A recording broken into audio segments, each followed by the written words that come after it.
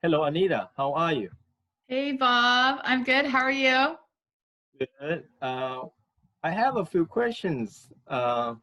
You might be able to advise about being a parent.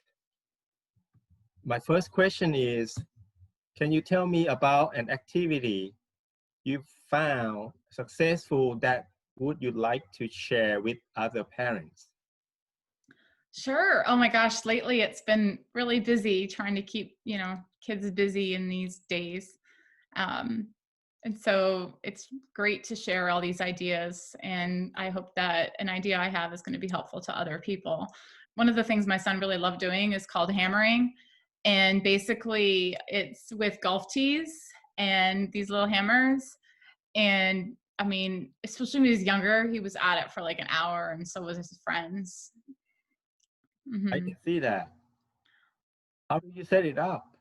Well, I tried it with broken boxes. I mean, I tried it with used boxes, but that didn't work so well because it's a little tricky and hard.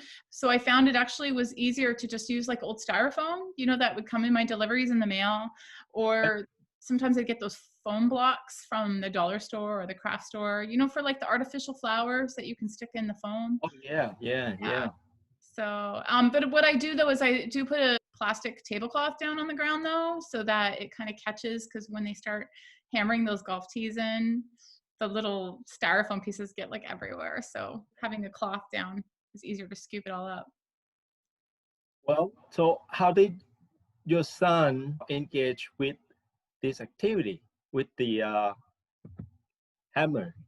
Well, he loves it. He gets really good at like hand-eye coordination, focused.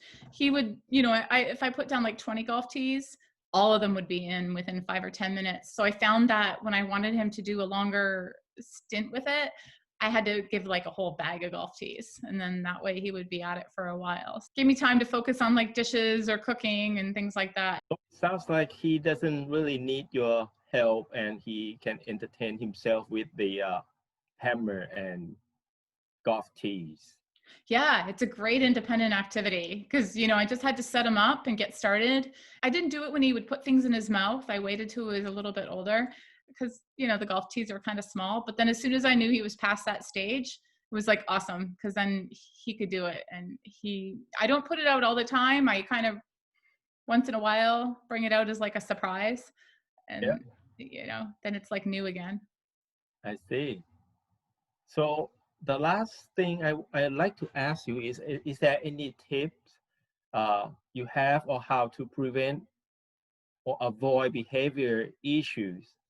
Yeah, well, one thing I noticed is that if it was too difficult for him, when he first started, he really needed me to help hold the little T for him because he didn't have that hand-eye coordination. Or when I started trying using it with when I started trying to use it with boxes, it was a little hard to get through. So, if you find that you can make a little hole first, and then they have to hammer it in.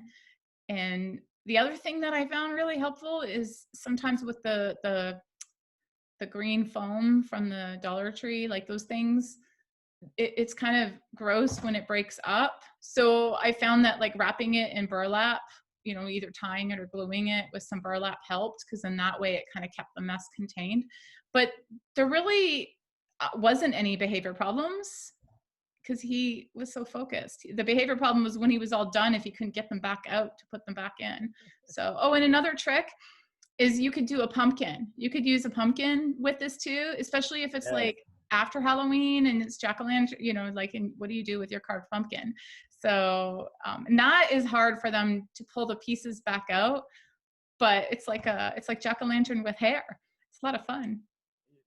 It's really like the right time now. The Halloween is coming. Yeah, exactly. So I'm gonna get it set up for him. Go buy some more golf tees. I usually reuse them, but when I use them with the jack o' lanterns, instead of washing them, I throw them out. But if it's with like cardboard or styrofoam, or you can just reuse them. It's not a problem. So yeah, it's a fun activity. I think every parent should invest in buying like $2 golf tee bag, and then. Oh, and the other tip I would suggest too is if you don't want to buy one of the little hammers, like I got one from Amazon for like $5 and it has a little like plasticky sort of rubber end on it, so it wasn't too hard or dangerous or anything. But if you even just use like a rock from outside, or a small wooden block, that can also work like a hammer for kids. And it actually might be easier for the younger ones because then they hold it like this instead of like this. So it's a wider aim. So we talk about 2x4 or 2x2. If you have pieces of wood lying around, sure. You got to watch Okay. splinters on that too. But every kid loves to go hunting for rocks, right? So bring a Yeah. rock home, and that's your new little hammer. Yeah. Well, thank you very much, Anita.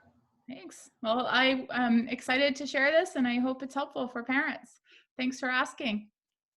I'm sure this will help other parents too. Yes. I hope so. All right. Well, take All right. care. Bye bye.